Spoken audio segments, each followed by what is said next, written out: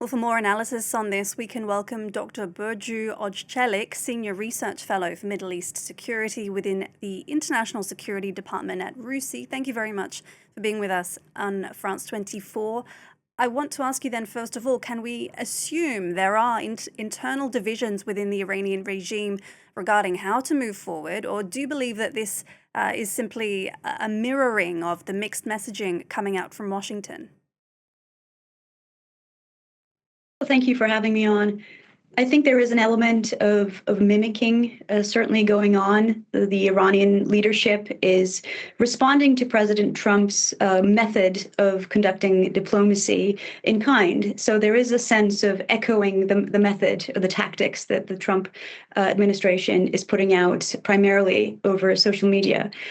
But there is also a risk at this juncture, at least, of overstating the extent of the fragmentation within the Iranian leadership. There are a diversity of views. There's certainly divergence within Iran itself across different constituencies about what course of action the leadership should take with respect to the diplomatic pathway.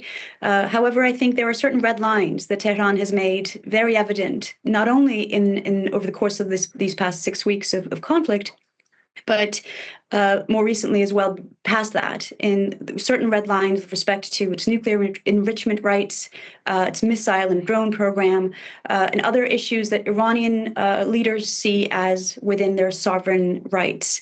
So whilst there might be fragmentation right now at the leadership level and across at the public level as well, hardliner support, as well as more reformist or moderates, bearing in mind that each of these labels are shorthands actually and don't fully reflect the nuances of Iranian society and political viewpoints. But still, there is fragmentation potentially, but at the same time, we need to bear in mind that the Iranian negotiating team will be acting from a position of trying to preserve and maximize what's in its national interest, and it's that view with which they will enter the second round of talks in Pakistan, if indeed that goes ahead. And at this moment, I think the cost of not attending the talks in Pakistan will probably be assessed as being too high for Tehran, and that we will see within the next few hours or ahead of the planned talks that the Iranian delegation does indeed show up.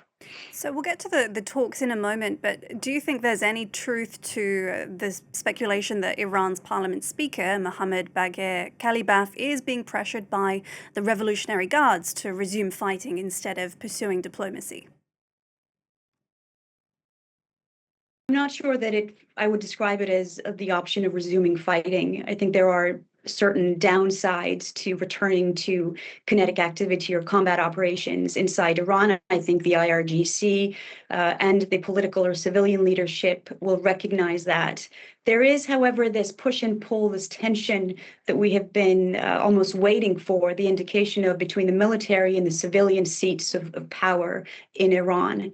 But again, we mustn't overstate that level of fragmentation. I think what might emerge following the high cost that Iran will have incurred over the course of the 6-week war, in the longer term, in the mid to longer term, there will be certain pressure points in domestic politics in Iran. There might be demands for change, for reform, for a different method of governance across society. And those are longer term possibilities that certainly will have a bearing on Iran's future. But in the current moment, I think we need to be careful about overestimating the level of divergence or fragmentation. I think national interest and certain red lines will prevail.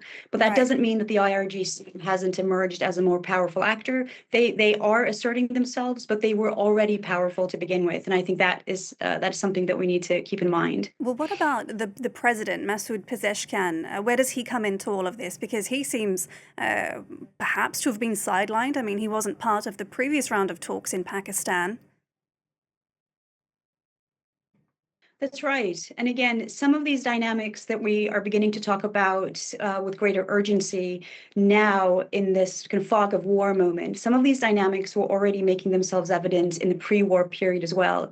Pezeshkian was on the sidelines, perhaps now more than before. I think his role has shifted somewhat during the course of the 6-week operation against Iran, and certainly now. I think he's looking inward more at trying to reassure the domestic public about what comes next. He's turning to issues such as unemployment, inflation, and the prospect of economic recovery. In some ways, he's acting more like a minister of interior, I think, trying to control or manage public concern and skepticism at the moment inside Iran. Other figures such as Ghalibaf, as well as the foreign minister IRGC, are taking more prominent center stage roles in the diplomatic effort. But also bear in mind that the delegation that attended the first round of talks in Pakistan from Iran was quite a large one. Which has been interpreted in different ways, but signifies that there are diversity of views across the negotiating team, and that they also took it seriously, I think, on the technical level as well. Well, Ghalibaf, who was part of that round of talks, has posted on social media in the last 24 hours saying that Iran has prepared to reveal new cards on the battlefield. What do you think that might mean? I think going back to the point about there being a certain element of grandstanding or mimicking President Trump's tactics, that is certainly at play. We're seeing a lot of posturing and rhetoric and bluster from particularly from President Trump, but also from Tehran. I think in most tangible, concrete ways, in the immediate term, what Iran might be referring to is activating the Houthi movement in Yemen, and the possibility that they might again take action to disrupt freedom of navigation in the Bab el-Mandeb Strait and the Red Sea. And that would give Iran leverage over two strategic maritime choke points. And that clearly would up the pressure on President Trump in the White House. So it's not clear, though, whether Iran is prepared to take that next step on this escalatory ladder. And again, there will be some reflection and decision making within the Houthi leadership as well, whether the timing is right, whether they have more to gain than lose by taking part actively in this way, because the Houthis will likely be targeted again militarily if they do take such action. Well, is that one of the only ways that Iran can have the upper hand going into these negotiations? Because there's also the economic consequences for Iran if they don't reach a deal with the United States, isn't there? There are serious consequences for Iran if they don't reach a ceasefire agreement soon. The double blockade, or the American counter blockade to Tehran's move in the Strait of Hormuz, looks like it's working.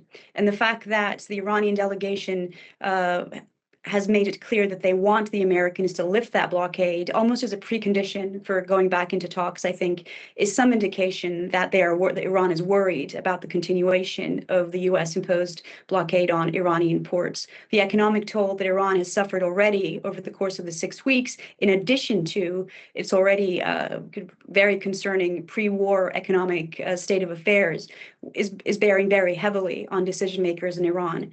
So in a way, Iran is also under pressure. And there is some incentive, good incentive, to reach a ceasefire agreement or some type of framework for understanding. And there is also the same level of pressure, well, similar pressure on the United States as well to reach a deal. There are various pressure points on President Trump, the nearing midterm elections, the impact on the global economy with the continuation of the blockade of the Strait of Hormuz. It's very much a case now of who will blink first. But I think the Iranians will be assessing that the continued U.S. blockade, if it continues to be sustained unilaterally by the U.S. Navy, will pose sort of a almost unacceptable cost. And so the clock is running out quickly, I think. Indeed, Dr. Burcu Ozcelik, thank you very much for your analysis on France 24.